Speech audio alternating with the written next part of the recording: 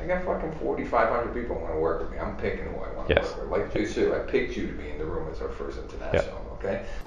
You should do everything you possibly can to say yes. I'm turning dreams into reality. Keep doing it. To motivate and make the industry shake. We put the balls in the place. I'm talking one. Sweet. Thanks, man. Keep doing it. Thanks. Let me know if I can help. It's so great to see you again. Thank you. You too. I feel like asking the genie for more wishes, but Listen, I want this to be like a great experience for you. If something truly populates, we can get out of 5 minutes anytime. cool, man. Thanks. You should do everything you possibly can to say yes to everything, because you never know where that small opportunity may lead. Success in business for me is a lot about taking all the opportunities you possibly can. A lot of people say no to opportunities and it just confuses the fuck out of me. When the opportunity was to meet with Gary at a dinner post a conference, I took it. It was a massive decision for me because it was $5,000 for a ticket, but it was with Gary Vaynerchuk. I called him out at that dinner in front of the entire table and said, I've applied for the Vayner Mentors program via your website, but haven't heard anything back. And he told me to email him a selfie that I took with me and him, and then he would get me in touch with James. You let a racehorse fucking run. Yeah. You don't put up fences around it. Yeah. You know what I mean? And so he's lightning in a bottle. We gotta harness that. You have some of those qualities. Yeah. You have this vision for the whole thing.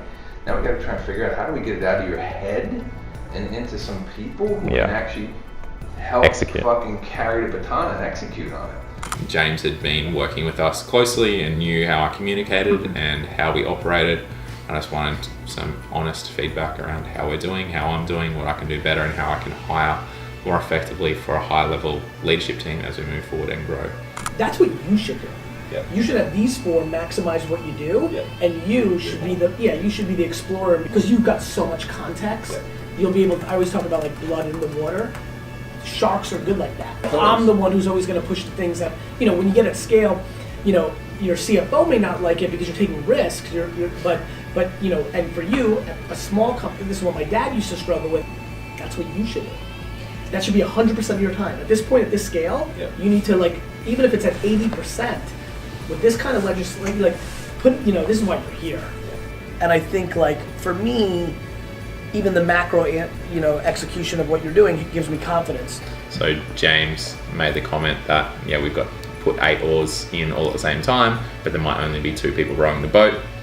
So just making sure that we have the capacity to be able to do all the things really well. James has been talking about how put 8 oars in the water. Yeah, what I said is based on our observation, 9 completed, 4 in motion. These are the folks that put the fastest and most oars in the water. Now, we're still evaluating whether that's the best approach. I mean, certainly it's always the best approach. Yeah, he beat me too before I could give him that. There's only 2 people on the boat, but 8 oars right now. That's fine, but it's better to have 8 and have 3 fail and have 5 net than put in 1 oar, which is what most people do. Yeah.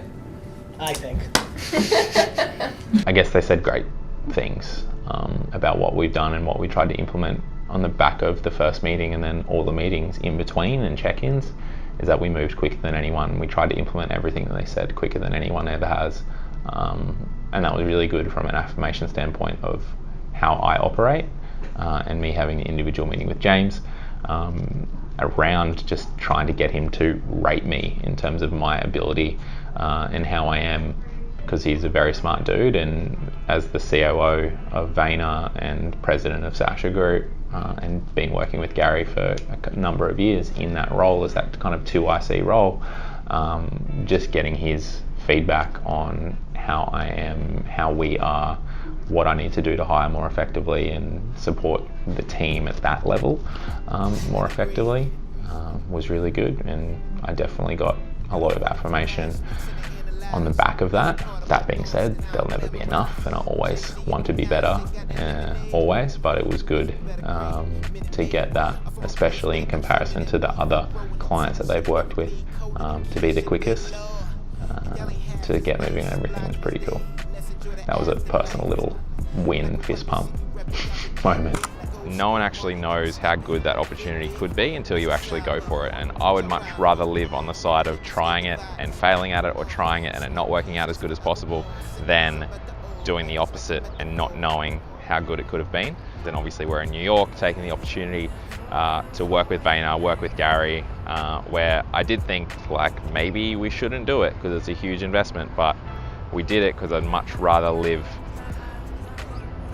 knowing rather than living in regret. I got fucking 4,500 people want to work with me. I'm picking who I want to Yes. work with. Like you said, I picked you to be in the room as our first international, okay? Anybody can grow a company, but growing a company profitably, that's a real skill. Yeah.